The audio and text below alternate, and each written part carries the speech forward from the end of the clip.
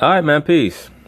So, boxing superstar and light heavyweight world champion Andre Ward has announced his retirement from the boxing world today. Let's see what he has to say. So Andre Ward is just 33 years old. He's undefeated at 32-0, and he's in the prime of his career and is considered the best pound-for-pound fighter in the world. Yet he just announced that he's retiring. Now, mind you, he was just in the news stating that he was considering fighting Tony Bellew, the cruiserweight champion. Remember, Andre Ward is the same fighter who stated that he felt that not only could he beat Tony Bellew at cruiserweight, but that he would favor himself against Anthony Joshua for the heavyweight title. I was already on record as stating that Andre Ward he did not have the build for that. He didn't have the physique, or the athleticism. But you know what? Let me let them continue. I'll chime in. And joining us now on the phone is the man himself. Andre, thank you so much for being with us. Thank you guys for having me. Yeah, Molly, I'm sure you're happy that he's with you because the last time that he was on your show, you couldn't keep your hands off of him. And now that I remember, that other chick, Cassidy Hubbard, woof, good Lord, if looks could kill, Andre Ward would be a dead man because, good Lord, that woman looked like she wanted to put barbecue sauce on him and eat him. Andre, why did you decide to hang up the gloves? I think the primary reason is, I've been boxing for 23 years total time, and obviously the sport, as you guys have heard in many contact sports, it takes a toll on you, and just the accumulative effect of all the training and all the fights, and all the injuries. He's gone through a lot of injuries in his career. I will say that he is a fighter who's had a lot of body breakdowns, both in his legs and his arms. I remember he had a big shoulder surgery a while ago. It just starts to wear on you. And when your physical body starts to wear on you, then it starts to take your desire. And when you don't have the desire and you don't have the ability physically to go out there and prepare the way you need to, you just shouldn't be in a boxing ring. So my goal has always been to walk away from this sport and to retire from the sport and to not let the sport retire me. Now, that was a Floyd Mayweather quote. I already stated in a previous video, Andre Ward is a major fan of Floyd Mayweather. Not as overtly as he once was, because as I stated, him and Floyd had a falling out back in 2013 when Andre Ward was openly rooting against Floyd Mayweather in his bout against Robert Guerrero. And Andre used the excuse that he grew up with Guerrero and that's why he was rooting for him, when in reality he wanted Floyd to lose because Floyd was considered number 1 pound for pound, and he was, and Andre was considered number 2 pound for pound, and he was. So Andre Ward desperately wanted to be considered the number 1 pound for pound fighter, so he was rooting against Floyd in his bout with Robert Guerrero. Floyd picked up on it, and in true Floyd fashion, he started to attack Andre Ward verbally, started to attack him as as being a hypocrite, a Christian hypocrite for his tattoos, etc. It's funny, Floyd knows certain things to say to certain people. But anyway, point being, they had their little falling out, but Andre Ward is still an admirer of Floyd, as he'll specify, quote unquote, in the ring. He doesn't have a choice but to be an admirer of his in the ring. And he did quote him there. He said, I wanted to retire from the sport. I didn't want the sport to retire me.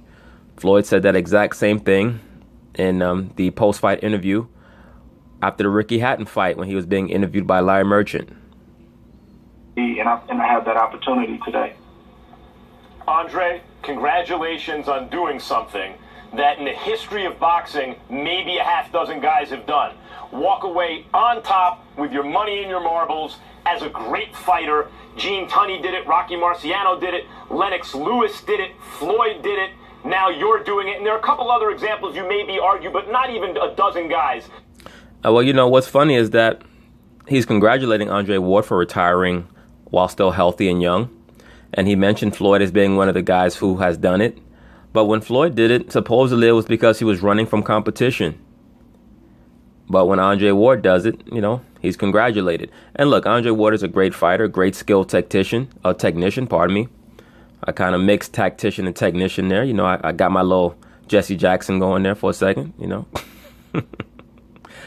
But yes, Andre Ward, all-time great fighter. He did the most with what he had. He wasn't a great one-punch knockout fighter.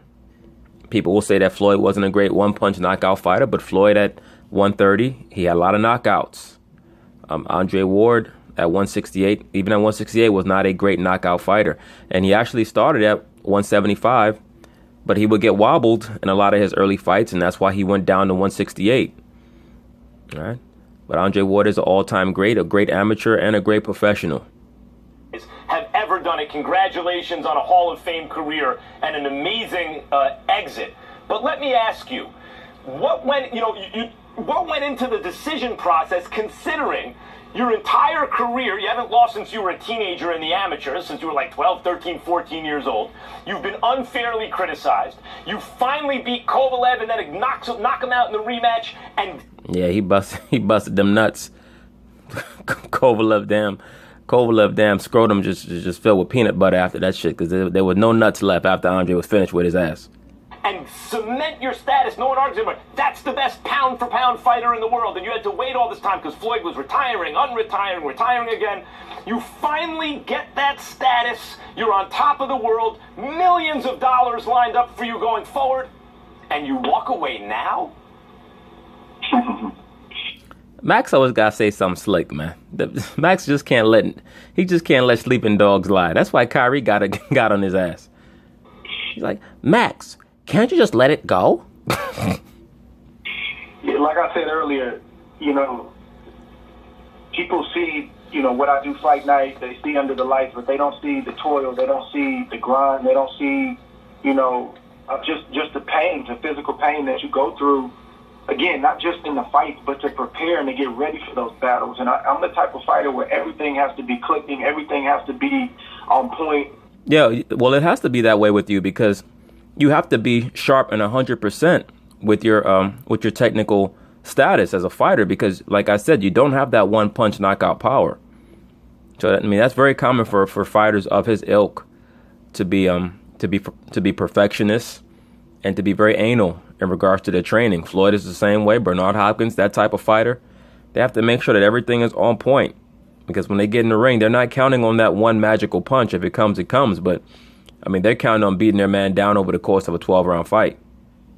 And I've felt the physicality of the sport, and even, again, not just in the ring stuff, but the training and the preparation start to take its toll on me for the last 2 or 3 years, and I bit down and continued to push through. And, at this point, it's time, and I know it's time. And I've studied retirements, those same guys that you just mentioned.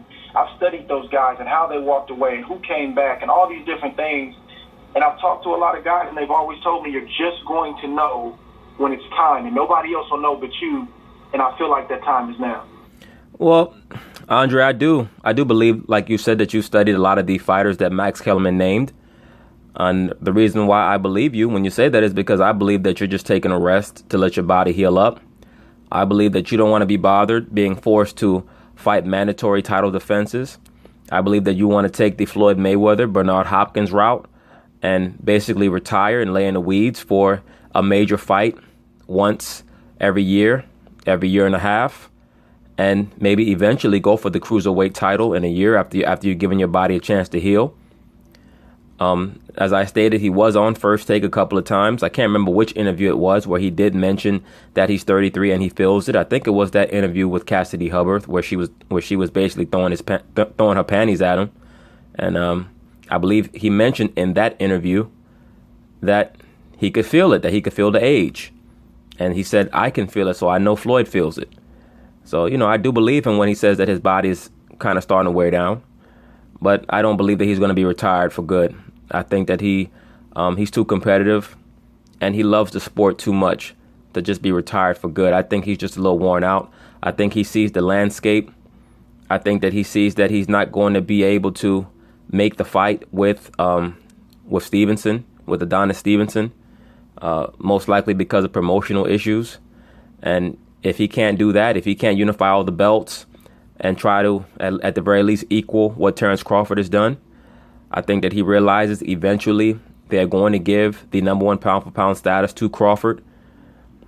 But I mean, we'll see. Crawford is focused on unifying the belts at welterweight, and for him to do it, he's going to have to fight guys on the other side of the fence. So, I mean, to me, Andre Ward is a guy who maybe he looked in the mirror and he realized that it's just going to take too much to win some of those fights. I think that he has a high level of belief in himself. I also think that he's a guy who has long-range plans for himself with the image that he has created as a so-called church-going man, a family man, allegedly. I'm not doubting it. I'm just saying I don't know. But, according to the image that he has crafted for himself, there are a lot of avenues for him to explore in regards to making money. He's a great commentator. He manages fighters.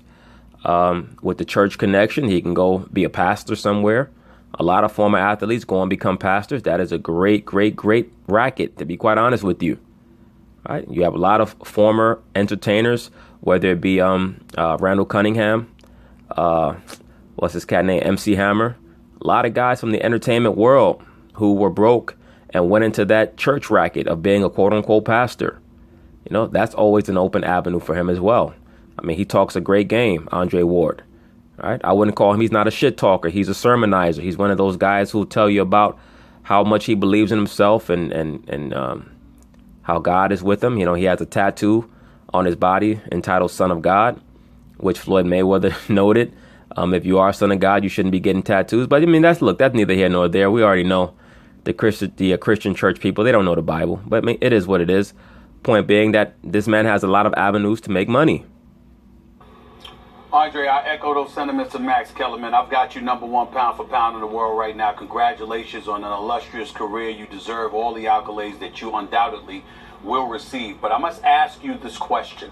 I'm looking at the landscape right now. We've got Triple G and Canelo having just fought. Triple G certainly ain't going to move up to fight you at 168, at least for the foreseeable future. Well, in order for Triple G to fight him, he'd have to move up 2 weight divisions, Stephen A. So clearly, you're not really on the ball. You told me before he had an opportunity to do that and didn't want any parts of it. Adlai Stevenson been running from Kovalev so long, I don't even know if he knows how to stand up and fight because he's been running like a sprinter from. Well, I doubt that Adlai Stevenson has been running like a sprinter, Stephen A. Basically because Adlai Stevenson is a 19th century Caucasian politician. So that's the Bronx and Stephen A. coming out because he's thinking of Stevenson High School. From Kovalev all of these years before you finally beat Adonis, him. yeah. Adonis, I'm saying Adlai. Adonis Stevenson, I apologize. So see, that's why Max is smiling, because Max is from New York too. So everybody from New York knows Stevenson High School in the Bronx. So what I'm saying is, and I respect him, but I don't respect how he ran from Kovalev, which is why you had to ultimately come in there and fight Kovalev. What I'm asking you is, there doesn't seem to be that marquee, big-time fight to motivate you, you understand, and give you the money and the riches you so richly deserve, because nobody seems to really, really want a piece of you. How much did that factor into your decision to choose to retire right now? It factored in, but it wasn't a major factor. Again, the fans and the media, they only see fight night. They only see the week of the fight and that kind of thing. They don't know the process. They don't see the conversations I'm having with my wife, the conversations I'm having, with Virgil, my coach, and just, how do you feel and what's going on and what we're seeing. They don't have those conversations, so they don't know. This has been an accumulative thing. This has been something that, has, again, been on my mind and been on my heart for the last 2 or 3 years, but I didn't feel like it was quite time. And, yeah, not having, another marquee challenge out there, that's part of it. But if I could create that challenge, but it would be taking a major risk, going up to cruiserweight, going up to heavyweight. And just because you can do something doesn't mean you should do it. And look, brother, I don't know about you fighting Tony Bellew. You definitely damn sure are not beating any of the top heavyweights. Nothing against you. You're a great skilled technician, tactician, but you're not somebody with the ethereal footwork of a Floyd Mayweather. You don't have the phenomenal athleticism of a Roy Jones.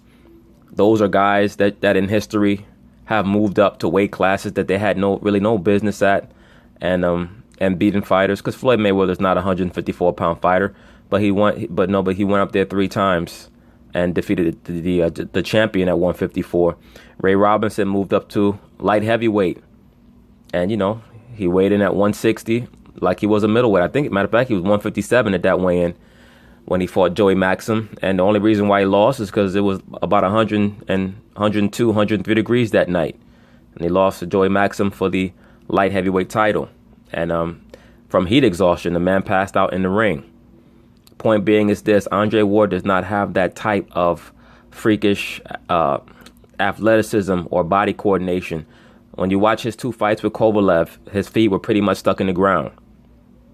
Okay? At 175, he does not have the mobility.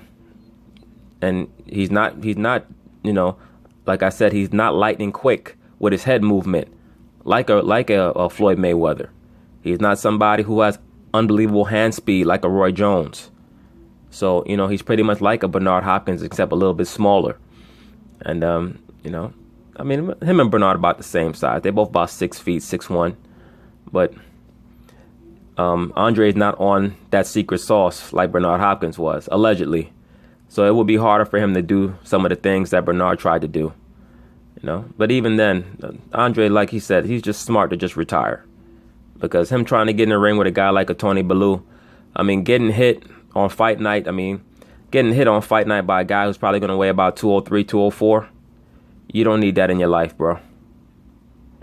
And even more than that, I've always tried to prepare for this day long before it came when I was a young kid. And I was always, groomed from my father and from Virgil and my pastor, Napoleon Kaufman. And, me and my...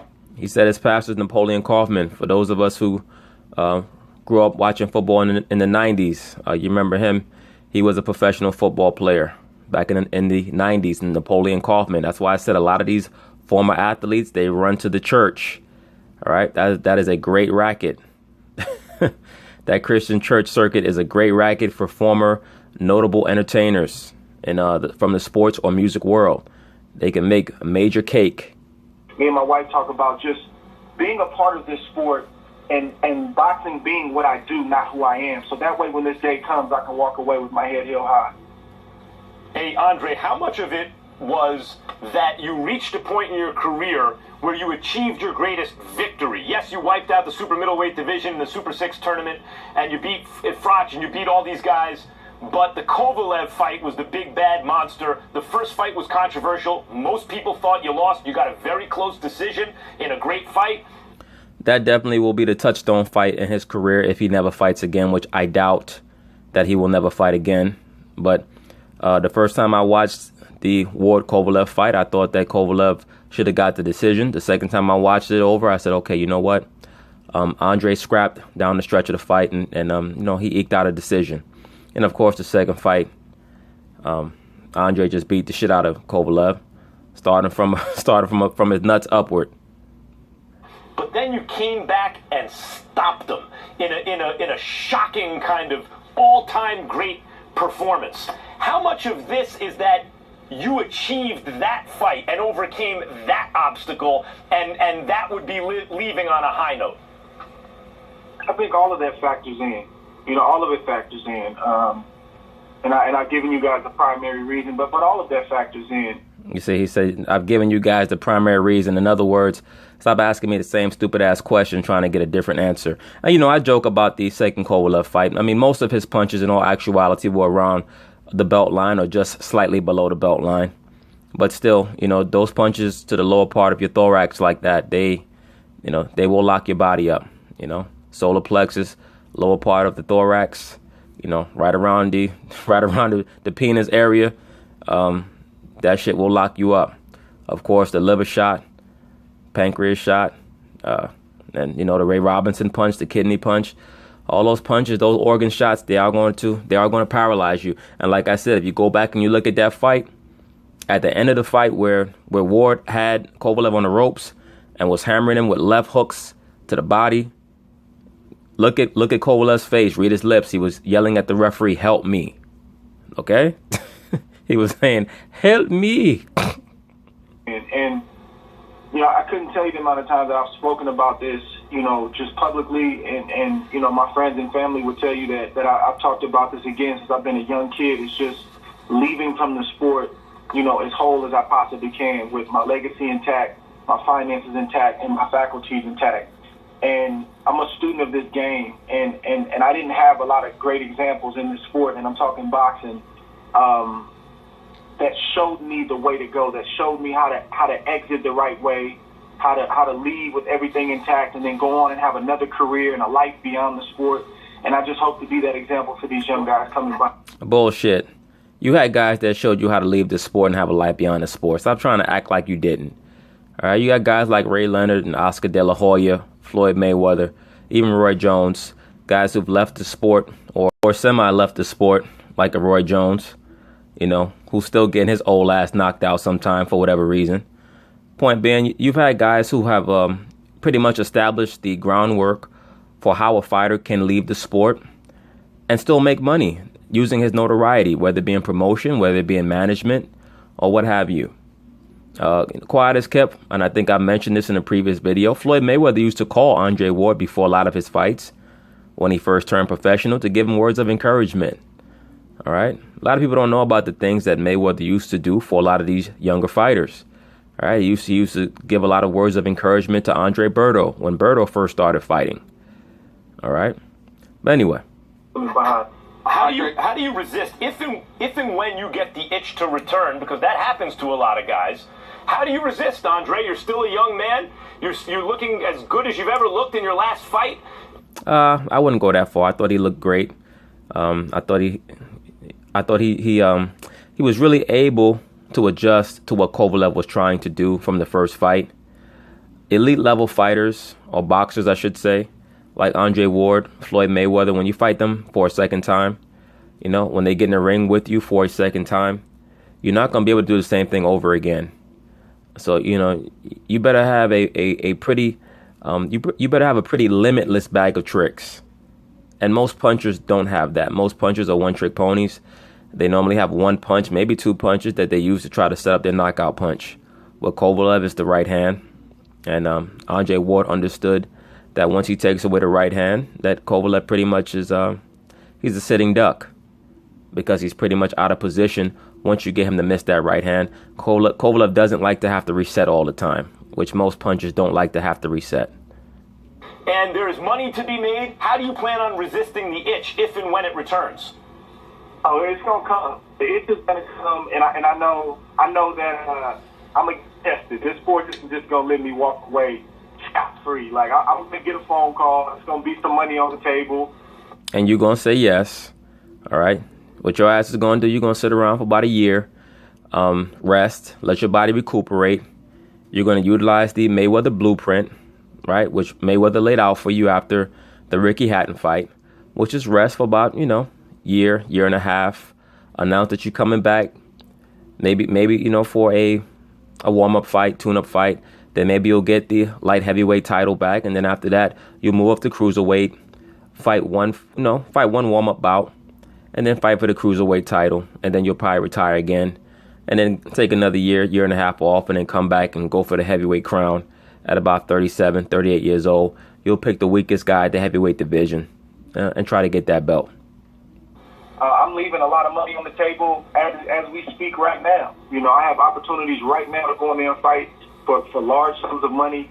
And I'm sure the phone is going to ring 6 months from now, a year from now. Some people are going to see me, being off as long as I have, and they're going to say this is the right time to get them. Let's offer an X amount of it. So that's coming. You know it, Max. I know it. But I'm a man of conviction, and I'm a man of resolve. And when I speak and put my word out there, I plan on standing by it. Yeah, well, we'll see, bro.